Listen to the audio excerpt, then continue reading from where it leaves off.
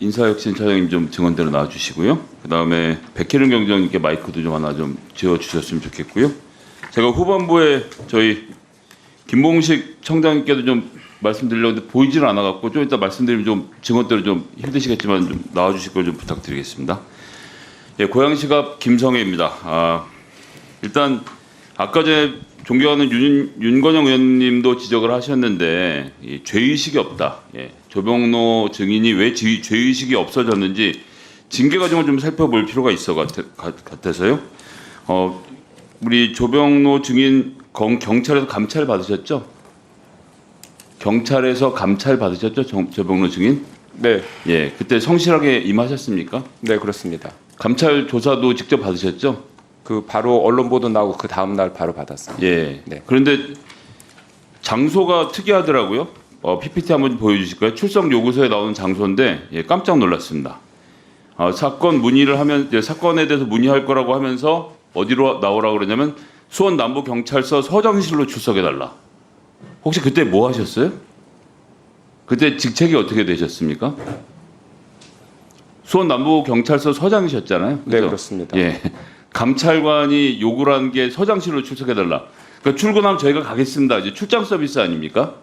저희가 최근에 우리 김건희 여사 때 봤던 검사의 출장 서비스를 직접 받으셨으니 야 이거 죄가 큰 건 아닌 것 같다 싶은 생각이 들었을 것 같은데 조 청장님 어떻게 이런 일들이 흔합니까? 서장은 정도 되면 감찰 받을 때는 서장실로 직접 감찰관이 방문해서 아이고 서장님 이러저러합니까? 여쭤보는 이게 좀 정상적입니까?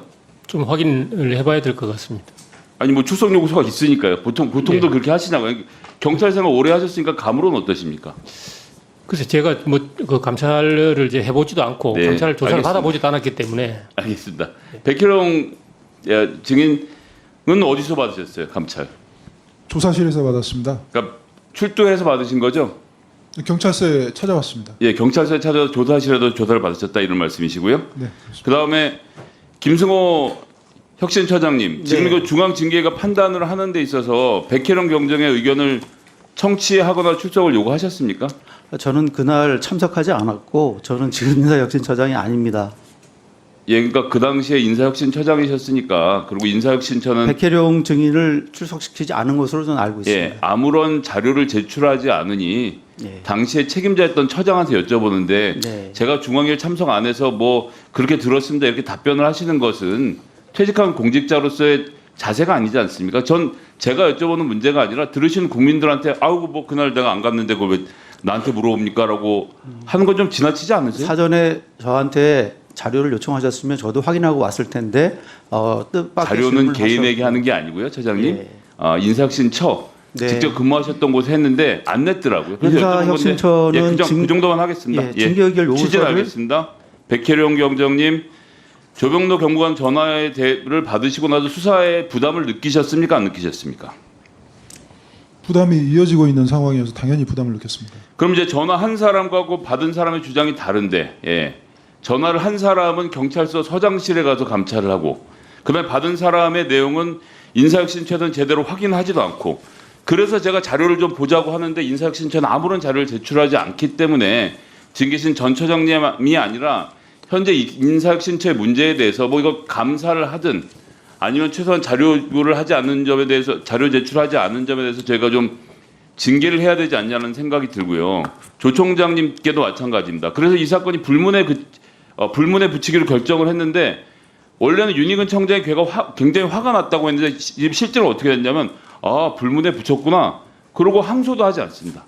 그러니까 이의 제기를 할 수 있는 절차가 있었음에도 불구하고 이의 제기를 하지 않고 윤 청장이 하나만한 당신 경고야 라는 말만 하고 끝냈는데 어떻게 이 뒤까지 그러니까 경찰청장이 경로한 사건에 대해서 인사혁신처에서 불문 처리를 붙여갖고 왔는데 그것도 소위 말하는 이 수사와 관련돼서 어떤 질문도 하지 말라는 원칙을 세우는 걸 인사혁신처가 무너뜨린 거잖아요. 그럼 경찰로서는 지금 기강이 무너지게 생긴 건데 여기에 대한 아무런 대응을 하지 않는 게 너무 이상한데 청장이 한번 살펴보시고 내용을 서면으로 좀 답변을 좀 부탁드리겠습니다. 왜 이의 제기도 안 했고 지금까지 그냥 놔두고 있는지 그래 주시겠습니까? 예. 의원님 예. 제가 한 말씀 해도 될까요?